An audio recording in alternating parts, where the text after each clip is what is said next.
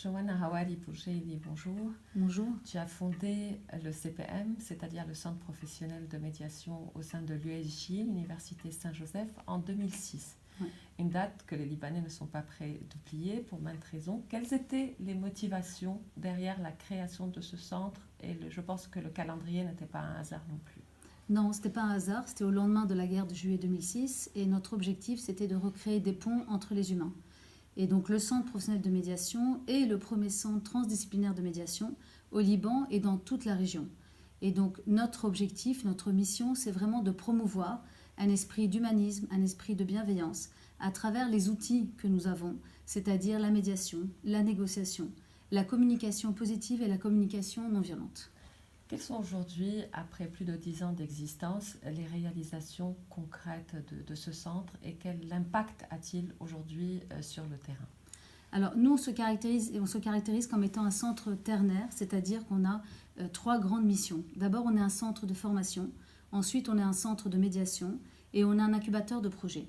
Étant un centre de formation, notre mission est vraiment de former tous les acteurs, mais à tous les niveaux.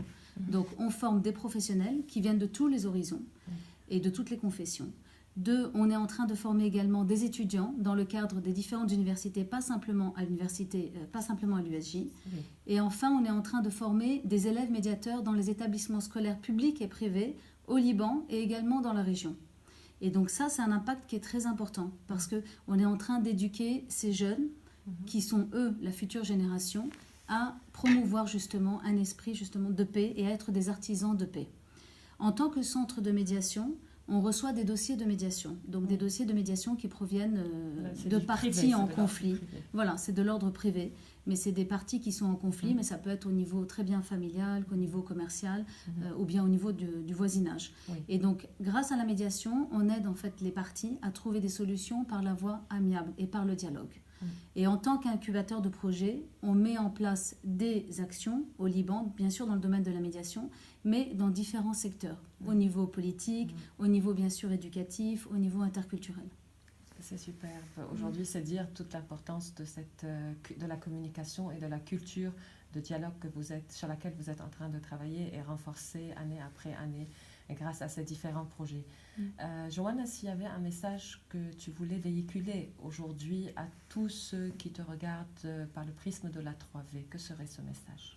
Ça va être très personnel parce que moi j'ai quand même habité en France une grande partie de ma vie. J'ai fait le choix de rentrer au Liban parce que je suis quand même née au Liban et donc c'est mon pays. Comme j'ai mes beaucoup. racines ici.